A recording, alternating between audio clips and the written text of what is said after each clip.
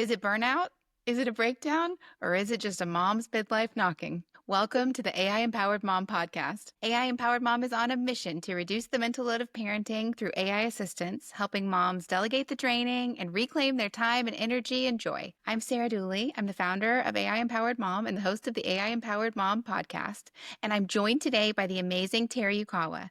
Tara is the founder of SageVault Consulting and Planning with Tara. She is a certified executor advisor, CEA, who advises executors as they navigate managing estate, as well as advises families as they build their own legacy plan. Tara is going to share with us a bit about her work as a CEA and the roller coaster that she and her family have been on for the past couple of years, how it changed her trajectory in life, and how AI has helped her along the way. Prior to launching her business, Tara was an executive and leader in operations, customer success, sales, organizational strategies, and technology areas of business. Woo! And Tara and I are both graduates of the Women Who Mean Business Executive Education Program at the University of Texas at Austin. Welcome, Tara. I am so happy to be here with you. Thank you so much for having me, Sarah. Can you tell us a little bit more about yourself and your professional background and your family life? I grew up in Texas. I was raised by a single dad. I'm the oldest of four, like a typical firstborn. I'm like very type A, very perfectionist. And that was really instilled in me as at a young age. Work hard to play hard. And career became a huge part of my identity and who I was. Fast forward, I'm married, have two elementary age boys. We're in the midst of star testing and all of the sports. All feels like it's all baseball all the time. You know, I was an operations executive. I was a key female leader in the technology space. And it was a huge part of my personal identity. And then last year, we had an incredible loss in our family that really helped me to reflect and change the trajectory of my career. Would you like to share a little bit more about how your life changed in the past year? My husband lost his biological dad in 2002. So his mom was his only living parent, and it's a huge, huge part of his life. And about 5 years ago, we started seeing some of the early signs of dementia, and they call it the long goodbye. It's like each time you see them, they're a little bit less themselves. And so it is a really difficult process. And we knew that she was going to pass. We just didn't know when. And quite frankly, we thought we had a lot more time than we actually did. So last year, we get a call. She had just moved to a memory care facility. We had gotten to that point. And she took a fall and injured herself and had to have pretty significant surgery. And she just didn't recover from it. We got the call in the middle of the night that she had passed. She was on palliative care in the hospital, in the ICU. And her husband drove to the hospital after he had gotten that call. And we didn't find out until, I guess, about 36 hours later what had happened, because we'd been trying to find him. He had had a pulmonary embolism and crashed his car and passed away. So it was a horrible, horrible loss to not only lose his mom, but to lose his stepdad too. And all of a sudden we're thrust into this, oh my God, we're executors. We have to manage all of their final affairs. And it's not just my husband taking care of his mom, it's also, someone else, and all of the nuances that come with their family, with his family as well. So it was a lot. Tara, I'm so sorry for your loss and your husband's loss, that full family loss. And you share it so eloquently. It literally gave me chills hearing you talk about that. What was it like for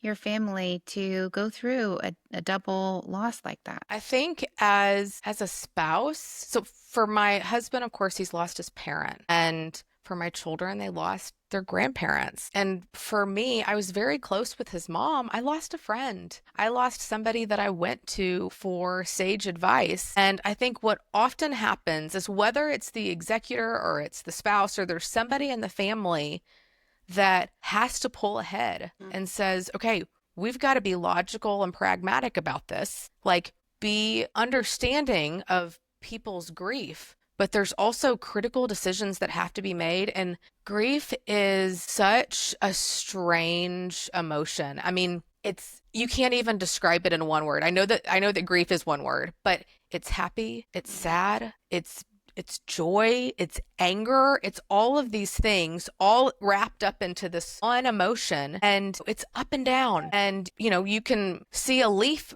blow across the sidewalk and it triggers an emotion or it triggers a memory. And so trying to maintain a clear head, get decisions made, and push this forward and support my husband and my family as they're also grieving, that was the role that I took on. Well, how did you step into that and support your husband? What kind of tasks did you take on? What did you do to help and support during that time? So my husband was the executor. And so what that meant is that there was a lot of things that I couldn't do, that I didn't legally have the right to do. And so all things that were financial and accounts and selling a piece of real estate and all of that kind of stuff, he largely had to do a lot of that. I couldn't do I it. see.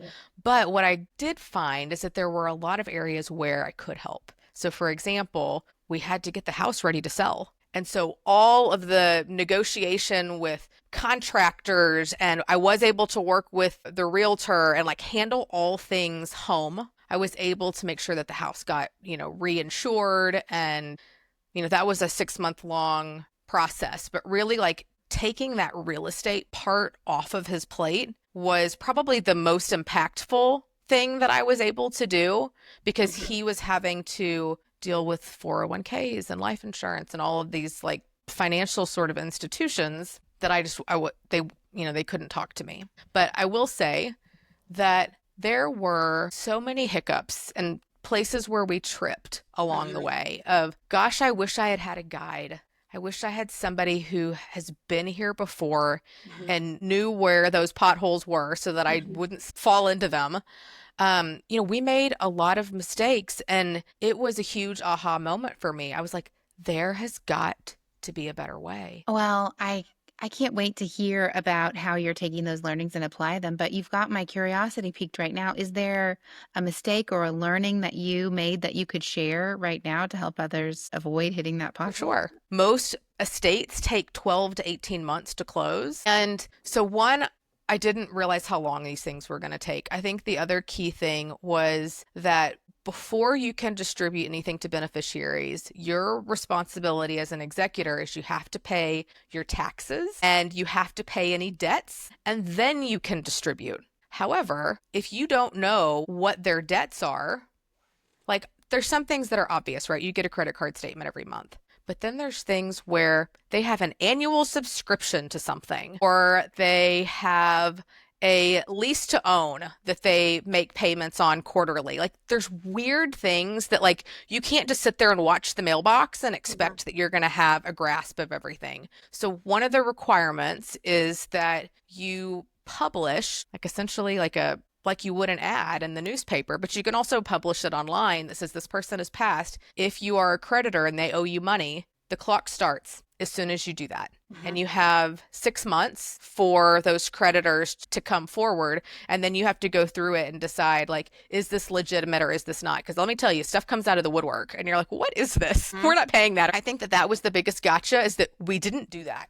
We didn't do it until like 6 months later. Now stuff, like, even still, is like trickling in, and having to discern what is legitimate debt and what isn't. And we don't have anybody to ask. Well, speaking of people to ask, now you're taking on the role of being that person Yes. for others. Can you share a little bit more about how you started about thinking about taking on that role and how you founded SageVault? I asked myself, how can I use my operational and business skill set to turn this into something that is manageable and is more approachable and is also empathetic to grief? I think people assume that a state, and I've got air quotes here, is something that is only for the wealthy. But what an estate is just what you own. It's what you own when you pass away. And that could be a car and a checking account, period. That is still your estate. Yes. When did you start thinking about how you could share these learnings with others, and what led you to found SageVault? Yeah. So going through the process of being the spouse of an executor, I knew that there had to be a better way. And I wanted to use my operational experience and business experience to be able to create a system that could help executors navigate this process. The other thing is that it was a huge wake up call because my husband and I realized, oh my God, this is a mess. And we haven't made a plan for ourselves. We hadn't even thought about wills and trusts and setting up beneficiaries and all of this kind of stuff. So there's a huge planning component, and hindsight's 2020, right? Like we saw it on the backside of what it could look like. Although they did have a plan, it wasn't as well thought out as it could be. We don't want to leave that for our children and for our loved ones. We don't want to leave a mess. And so we leveraged those learnings to I'm with SageVault. I've built a framework to help executors navigate this process, but I've also used that real life experience in order to create a framework for planning as well, because there are a lot of decisions that have to be made and accounts that need to be set up in a certain way and tax strategy that needs to be done even before you walk into the attorney's office to create your will and your trust. And so that is what SageVault has become, is it helps executors to be able to complete and finalize an estate in the most time and cost efficient manner following the process that I've created, and then also walks people that are trying to plan through all of the steps to make sure that when they walk into the attorney's office, they've got everything in order. And again, it's about cost and time efficiency. Wow. What a powerful way to take your own experience and lift up others. I've learned a lot about estate planning from you directly, including some myths and misconceptions that I was believing before that turned out to be false. Can you share some of the common misconceptions about estate planning that you encounter? Let's just call it for what it is, right? It's a little yucky. Like nobody wants to talk about death. And there's actually a lot of people that have feelings that if they do their legacy planning, or even if they buy life insurance, that means that is actually like putting it out into the universe that their death is coming. And that's not reality. And really planning for this is not about, oh my gosh, does that mean my life is going to end? This is an act of love. Estate planning is an act of love for your family and for your legacy. And I think one of the common misconceptions is that people, it's hard to have these conversations, but it also feels lonely and having to make some of those decisions and have some of these conversations. And a will and a trust is a living document. It is not something that you do one time and you go and you sign everything and then it never changes. In all reality, you should be reviewing the decisions that you've made within your estate plan every couple of years. Just as an example, I'll use my small children. I have to think through their guardianship and how they're going to get to college. And those are the sorts of decisions that I'm making now. But in 8 years, they're going to be in college. They're going to be 18. That's a different plan at that point, right? Mm-hmm. And so we're not having to think about guardianship. We're having to think about, let's make sure an 18-year-old doesn't get a big check. Let's make sure that we have gates or like points in time in which they're able to take advantage of any inheritance that we leave behind. And I think the other thing too is that, I had an interesting conversation with my dad yesterday, because with me being in this business, he's also reevaluating his own plan. And it was hard for him to think about, oh my gosh, what if my daughter were to pass? And it's like, okay, look, we can't think that way. We have to think about, we're planning for worst case scenario, knowing that worst case scenario is very likely not going to happen. But not having a plan is not an option for me. Right. I love this, Tara. Okay, estate planning is an act of love, that it's not a one and done or a checkbox activity, that it's a living document, and that not having a plan is not an option. The only other thing that I would add is that it is not it's not a solo decision. And I tell this to executors as well. You cannot be the executor, the estate planner, the financial professional, and the funeral planner, and the tax expert, and the real estate expert. You cannot be all the things, and you're not expected to be. There are talented professionals out there Mm-hmm. that just the way that it takes a village to raise a child, it takes a village to get through these seasons of life and leverage the expertise of others in order to make your plan, part one. And also, if you're an executor, to role as the executor is to follow the will and the trust and to follow the wishes of your loved one. That is your role, is to make sure that that is executed in the best possible way for your loved one. Bringing in those professionals as you need them is the greatest act of love. Does AI have a role in estate planning? Absolutely. AI, and I love both ChatGPT and Claude for different reasons. I'll give a great one. Writing an obituary when somebody has passed 3 days before is so hard to get your thoughts together. You're worried. You want to make sure that you are telling a story that represents the beautiful memory of their life, but also making sure that it's naming all of the individuals in the family and that nobody's left out and all those sorts of things. I'm not suggesting that AI can write the obituary for you, but gosh, it gives you a good place to start. And it also is a great tool to say, here's where I am in the process. What am I missing? What am I not thinking of? I love to use it that way as thought starters to make sure that you're not missing a key step. What a great suggestion. And Tara, what would you say to people who might feel like using AI when they're grieving or during estate planning that feels like it's cheating or it's not the right way to honor the person that has passed? I think that, well, one, I disagree, but I do feel that with AI, the output is only going to be as good as what you put in. So if you put in really beautiful, incredible context into AI about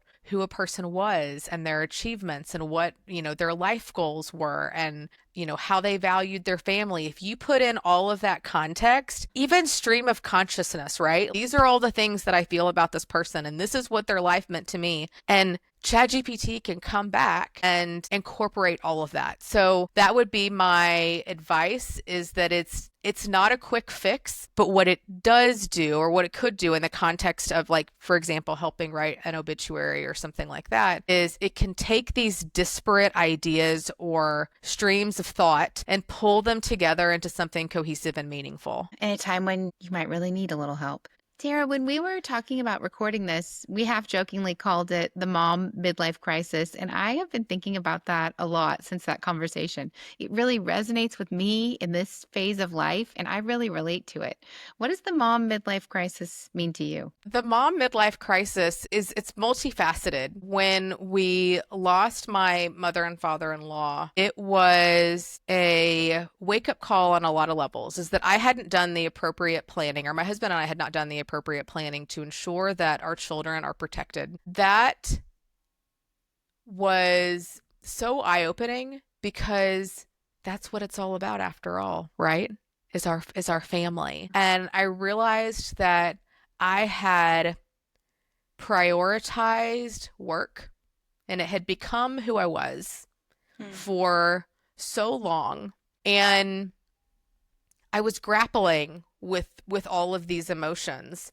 And it was, if you'll remember, like cartoons when we were little, it's like the devil sits on one shoulder and the angel sits on the other. And it was like that angel just kept tapping me. Call it God, call it the universe, call it whatever you want. But it was like, Tara, you can do this. There's something here. There's something here. And I couldn't let it go. I wanted to understand, where are people in this journey planning, but then also, how are people navigating this process of being an executor? It feels like it's a lonely place to be without the right level of support. And so I started interviewing people and doing surveys and all of these sorts of things to better understand what the need was. I knew what I thought that I needed, but I wanted to validate what the needs of others were. And this is another area where I feel like AI was really, really helpful, was if I'm thinking about my ideal customer profile, there are significant differences on how people think about,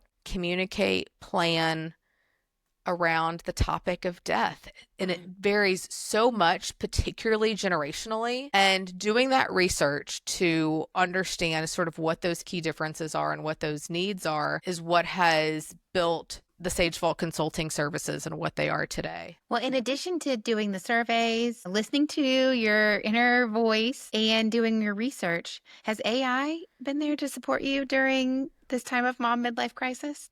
Oh my gosh, it has, absolutely. Because, fake it till you make it.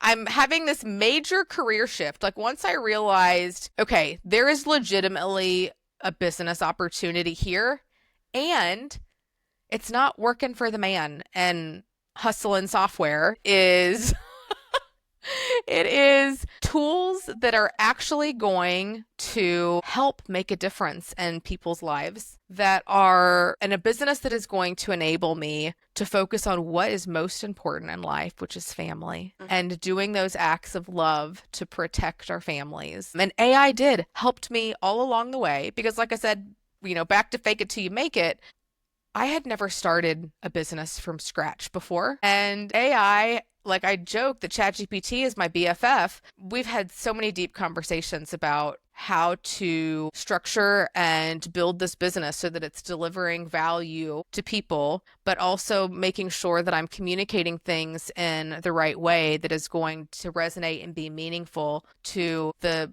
large variety of generations that I'm trying to reach. What advice do you have for other moms who might be contemplating their own midlife changes, AI or not? What would you tell other moms who might be like us at this time in midlife, thinking about their legacy and what midlife crisis they might want to embrace? I would say don't go out and buy the little red convertible, but do listen to that inner voice, especially if you are sort of the type A perfectionist type that I know both you and I are, where the logical part of my brain was like, stay the course, keep working, keep doing the corporate America thing. And that voice just said, I couldn't do it. So listen to that voice, leverage AI to, if you don't feel like you're in a place where you can have that sort of discovery conversation with a friend or a family member or whatever, ChatGPT will be your best friend and will help you turn what may feel just like jumbled ideas into your head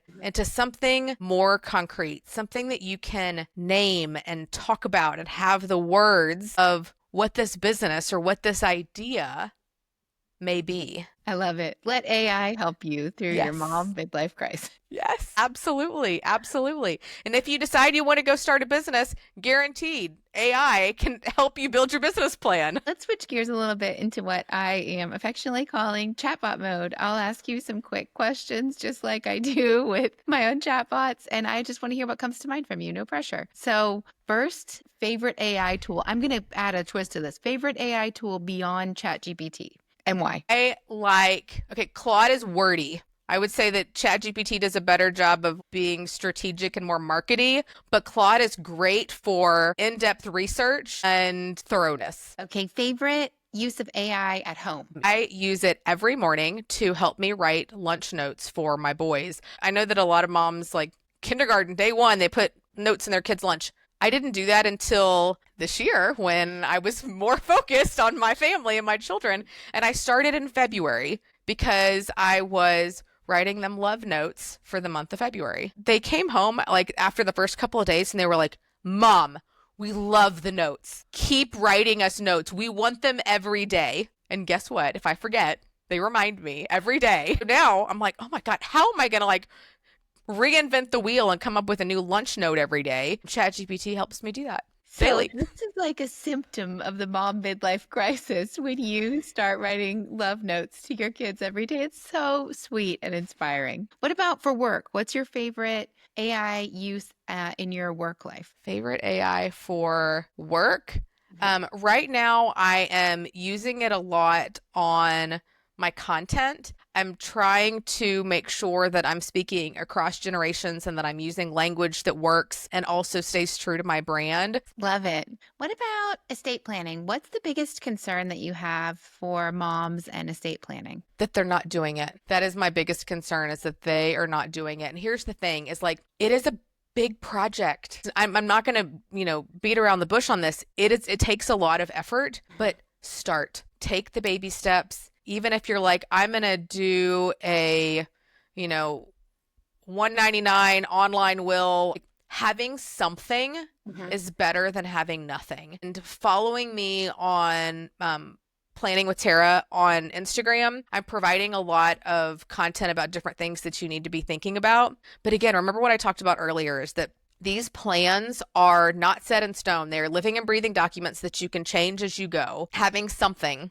and starting, that's what you need to do as a mom to protect your family. What's the one thing that you hope every mom who listens to this does with regards to her estate planning? She starts the conversation. And what about biggest parenting or productivity life hack you've used Oh, this year? We so good. love a life So hack. good. Okay. So last summer and every summer before that I had children, I spent thousands of dollars on summer camps. They were in summer camp, 8 to 6, Monday through Friday, the whole summer long. But this year, I'm not doing that. I'm making sure that I have focused work time for SageVault, but that I also have focused family time to spend with my kids. And they're at a really critical age right now where they still think I'm cool and they still want to hang out with me. So I want to make sure that I'm taking advantage of these precious years.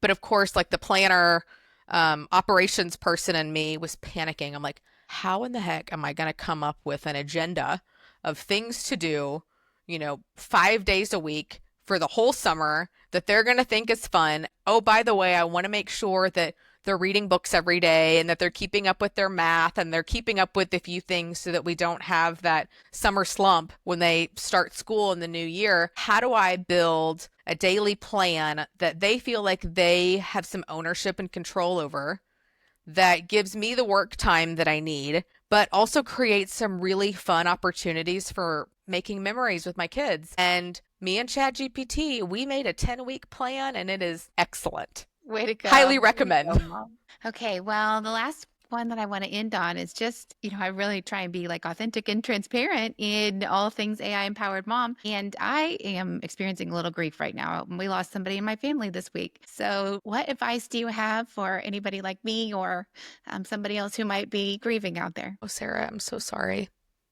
You're gonna make me cry. If you are not the executor, I'm not. you are not. They have a lot being thrown at them and a lot being asked of them. And as much love and support that you can throw their way, that could be as simple as a phone call or making a meal or offering to draft the obituary or offering to help write some of the communications to the family about what to expect. Show up with love because they have a tough task in front of them, particularly being surrounded by an entire family that's grieving. And take care of yourself and encourage them to take care of themselves because they can't bring their best self to this work if they're not getting enough rest and enough food and enough water and getting out into the sunshine. Those are all really important things. Okay, I'm so thank you, sorry. friend. I'm going to do that today. Isn't it funny how the universe works for us to be here having this conversation on the day when I really need it? So thank you so much. Absolutely. Absolutely.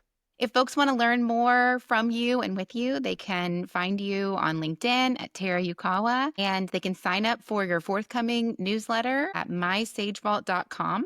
There's a little button at the top of the homepage, and the newsletter will be coming later this month. And they can also follow you at Planning with Tara on Instagram. That's where I am learning so much from you there. I love what you share, the content that you created. And today I'm going to walk away remembering that estate planning is an act of love, that your estate plan is a living document that you can't just do it one and done, that it's something that you need to revisit every few years, and that AI can help moms through their midlife crises. Absolutely. Absolutely. Tara, thank you for being here. And thanks to everyone for listening to AI Empowered Mom. I hope this conversation today gave you a little bit of clarity, a little bit of confidence, and maybe even made you feel a little bit empowered to try something new with AI this week and took that one step into starting your estate planning if you haven't already. So thank you again, Tara, and we'll see you all next time. Thank you, Sarah.